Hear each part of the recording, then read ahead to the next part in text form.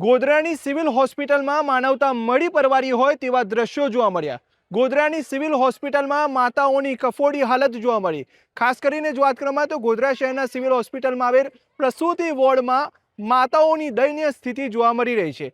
પણ પ્રસૂતિ વોર્ડમાં જે છે 24 બેડની ક્ષમતા ધરાવતી આ વોર્ડમાં 35થી વધુ મહિલાઓની સારવાર ચાલી રહી છે।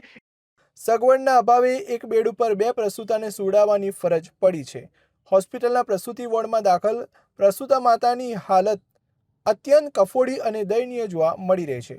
સિવિલ હોસ્પિટલના પ્રસૂતિ વોર્ડમાં માત્ર 24 બેડની સત્તાવાર સુવિધા ઉપલબ્ધ છે। તેની સામે હોસ્પિટલ તંત્ર દ્વારા તાજેતરમાં 35થી પણ વધુ પ્રસૂતા માતાઓને દાખલ કરવામાં આવી છે। જે માતાએ બાળકોને જન્મ આપ્યો હોય એવા એક જ બેડ ઉપર 2 પ્રસૂતા બહેનોને સુવડાવવાની ફરજ પડી રહી છે। પ્રસૂતિ વોર્ડની દુર્દશા જોઈ દર્દીઓ અને તેમના સગા સંબંધીઓમાં પણ ભારે રોષની લાગણી ફેલાઈ છે। પ્રસૂતા માતાઓને સન્માનજનક તથા સલામત સારવાર મળે તે માટે યોગ્ય વ્યવસ્થા કરવામાં આવે તેવી માંગ દર્દીઓના પરિવાર દ્વારા કરવામાં આવી રહી છે।